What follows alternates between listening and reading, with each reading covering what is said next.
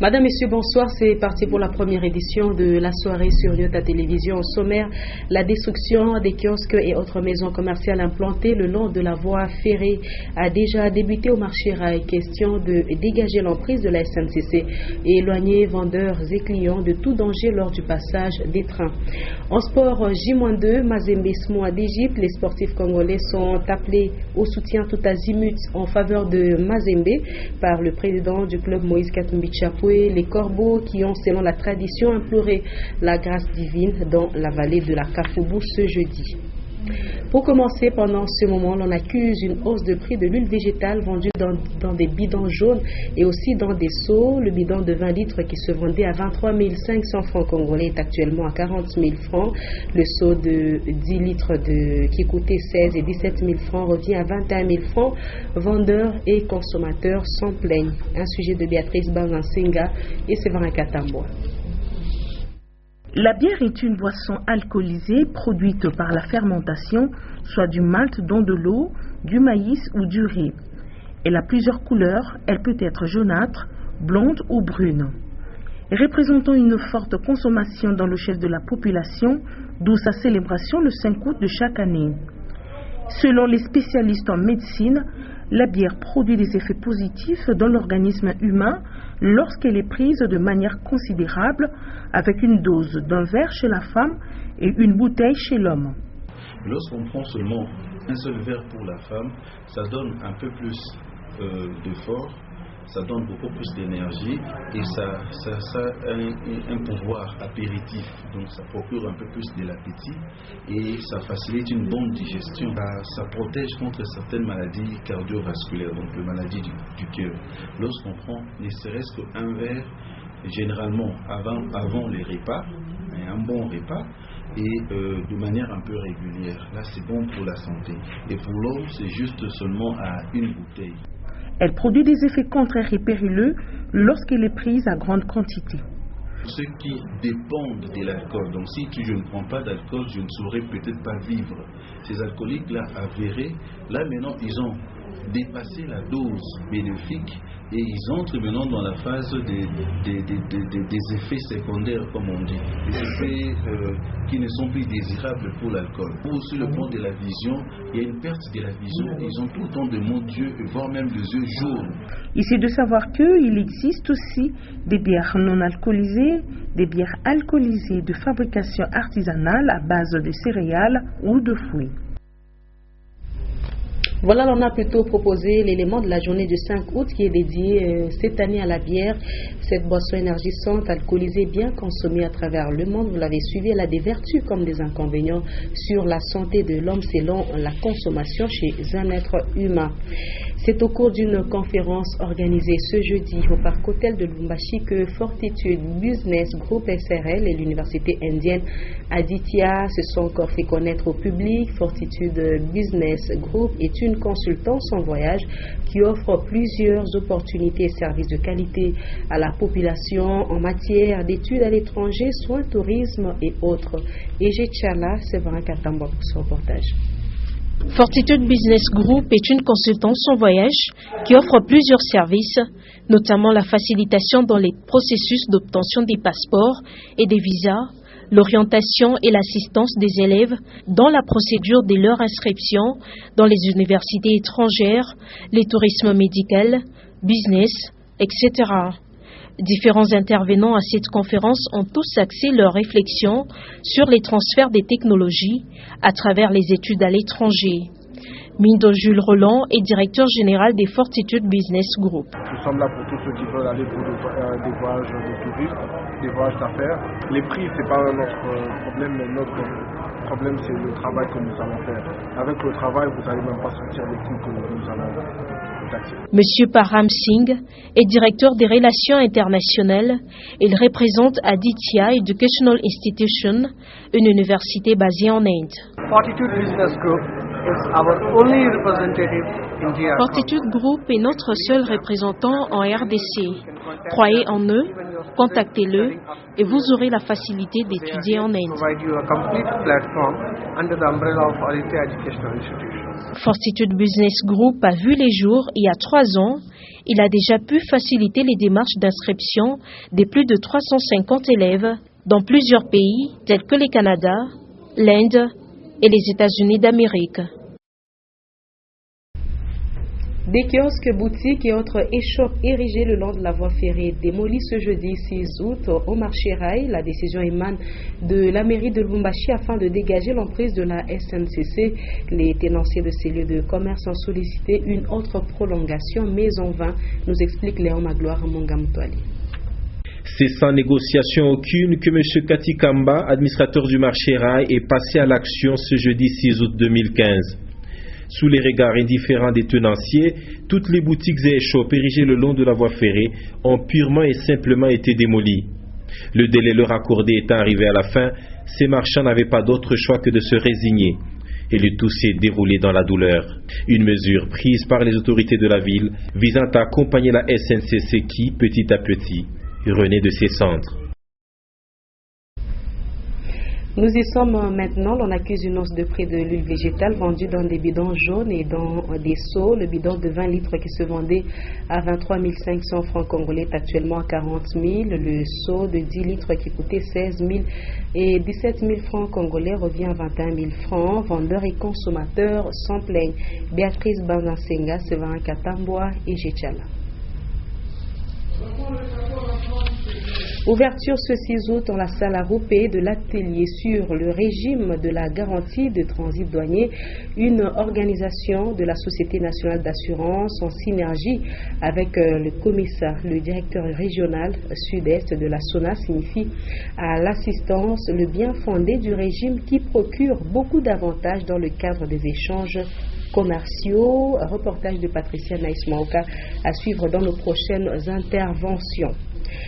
Il est constaté sur le marché une hausse de prix de l'huile végétale vendue dans des bidons jaunes et aussi dans des seaux. Le bidon de 20 litres qui se vendait, je vous en parlais, à 23 500 francs congolais est actuellement à 40 000. Le seau de 10 litres qui coûtait 16 000 et 17 000 francs revient à 21 000 francs congolais. Vendeurs et consommateurs s'en plaignent, comme nous disent Ejetchala, Séverin Katamboa et Béatrice Senga Banza.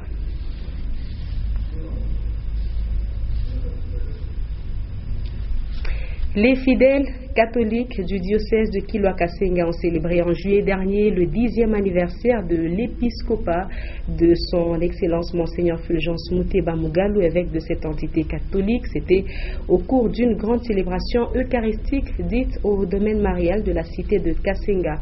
Un commentaire de Ogi Fortuna Kassongo. Placée sous les signes de l'action de grâce, c'est au rythme de ces sonorités traditionnelles que cette célébration jubilaire a été présidée par Monseigneur Fulgence Muteba, évêque du diocèse de Kilwa-Kasenga. Les fidèles sont venus de différents postes, missions et paroisses de ce diocèse pour rendre grâce à Dieu d'avoir comme pasteur Monseigneur Fulgence Muteba. Parmi les invités, le conseiller juridique du gouverneur Moïse Katumbi et différentes autorités politico-administratives.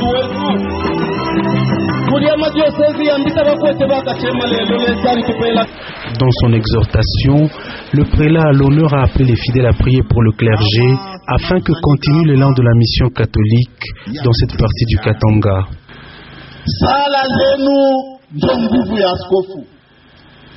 Sala zenu ndio nguvu ya mapadri na ndio nguvu ya mabikira na wafrera.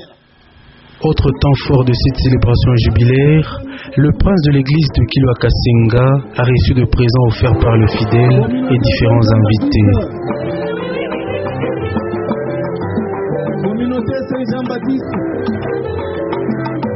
À titre de rappel, c'est le 18 mars 2005 que Monseigneur Fulgence Muteba fut nommé évêque du diocèse de Kilwa-Kasenga par le pape Jean-Paul II, en remplacement de Monseigneur Jean-Pierre Tafunga, nommé alors évêque d'Uvira dans la province du Sud Kivu. D'une messe à une autre, mais cette fois-ci en sport, la tradition a été observée chez les corbeaux de tout-puissant Mazembe qui se sont retranchés dans la vallée de la Kafoubou pour la messe à la chapelle de l'évêque de Sakanya-Kipushi, Monseigneur Gaston Rouvezi, qui a articulé son homélie sur la transfiguration de Jésus-Christ. Constant Guélor Mouepou et Sam Kitenge étaient sur place. La chapelle de la vallée de Kafoubou continue à être le refuge spirituel de l'équipe de tout-puissant Mazembe Englebert qui, à 2 jours de la sortie africaine contre Samoa, a imploré la grâce divine. L'évangile a été tiré du livre de Marc sur la transfiguration de Jésus-Christ. Monseigneur Gaston Rouvezi. La transfiguration, d'abord, c'est que Jésus a choisi certains de ses disciples, on peut dire ces hommes de confiance, pour être avec eux là où il faut aller à l'essentiel, là où ce qui prévoit même ce qui va arriver plus tard. Et là, sur cette montagne, que se passe-t-il? Il y a la transfiguration, c'est-à-dire la révélation de Jésus comme Fils de Dieu dans sa gloire. Il est bon, de venir prier ici, mais de ne pas rester, s'éterniser dans la prière. Mais c'est bon, plutôt, d'aller jouer, de déployer tous les talents que vous avez, comme on le dit dans la chanson que vous connaissez, Chilamuntu ne talanta charge. Chacun avec son talent. À la fin de la messe, l'homme de Dieu a tenu à remercier le chairman de l'équipe de Mazembe, gouverneur du Katanga, pour tous les actes de bienfaisance que son diocèse de Sakanya-Kipushi a joui. Je lui dis merci, c'est-à-dire dans 3 secteurs dans lesquels il est intervenu dans notre diocèse. Le secteur de l'infrastructure, le secteur de la locomotion, des moyens de locomotion et le secteur de la vie. Et toujours sur ce chapitre de remerciements, le mouvement des jeunes Kizito Anouarité de Kolwezi, en ce jour de formation à la vallée de Kafoubou ici à Lubumbashi, a repris le même mot. Merci. Monsieur le gouverneur,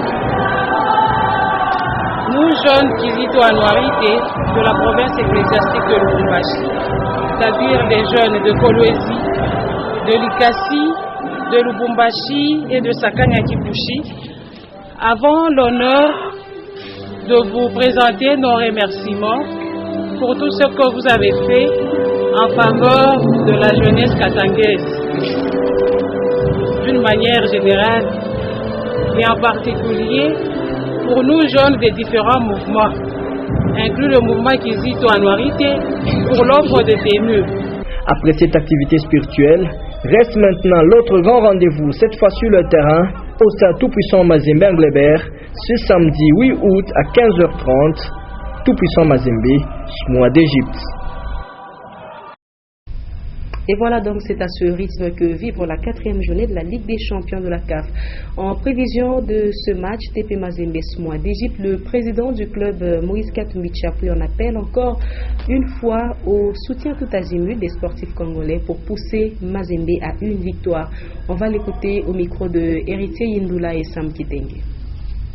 Nous avons un grand match contre Samoa parce que nous devons nous qualifier. Nous devons à tout prix gagner le match.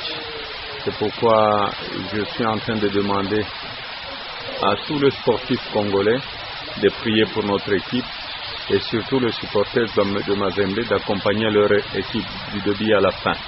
Parce que nous avons besoin de cette victoire et nous devons être très prudents parce que Samoa, ce n'est pas une petite équipe, c'est une très grande équipe. Donc, nous devons chanter du début à la fin pour que la victoire soit certaine.